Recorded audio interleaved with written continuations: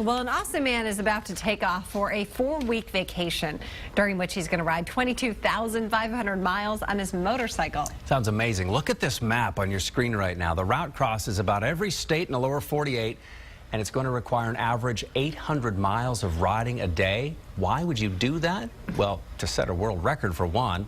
Plus, this man likes a challenge, and he's raising money for a couple local charities. More on that in just a second. First, we caught up with Carl Davies as he was preparing.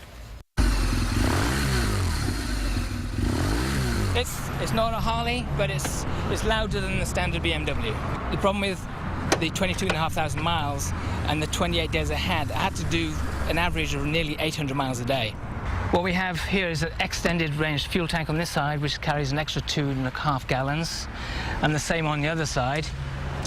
So that'll give me 10 gallons up front, and just in case, I'm carrying an extra 1.5 gallons of spare at the back. And on top of that will be my bags, which will have my tent and clothing in, and these have been on there for a while, and these two MSR bottles will give me an extra 1/2 gallon of fuel. To stop the monotony, I got an upgraded GPS with satellite radio, so on my little GPS screen I'll have the weather forecast and any traffic warnings, so I can make any detours I need to.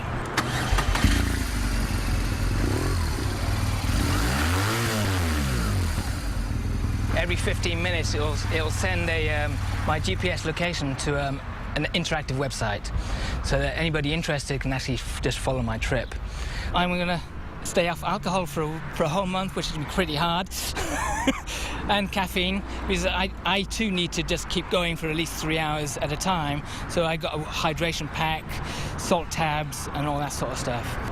In a previous life, I had to go at ultramarathons, and when you're running 100 miles, you know what your body needs over a duration. I'm going to be pretty much covered from head to toe anyway, so I don't need sunscreen per se, but I do have jackets that have ripped down panels so I can vent heat and zip them back up when it gets cold, and they're fluorescent. So hopefully I don't get run over. I'm taking lots of undergarments and things, but I'm wearing the same jacket and trousers, protective gear every day, so when I arrive back I'll have a buzz of flies around me probably. They say the worst part of the motorway system is I-35, so I guess as long as I can get north of Round Rock, I'm good to go. The world record's there for someone else to beat next year. Yes. Phenomenal. Now, we promised to tell you about the motive behind the mission. Carl's lost 2 friends to ALS. It's also known as Lou Gehrig's disease. So this effort will benefit Max's Ride for ALS as well as LifeWorks. It helps youth and families regain some self-sufficiency. If you'd like to join his send-off, you can meet them at Cowboy Harley-Davidson on South I-35 at 8:45 this morning. Or you can follow the group driving up the interstate. You'll see them. I have links to follow the progress, too, with this story on KXAN.com.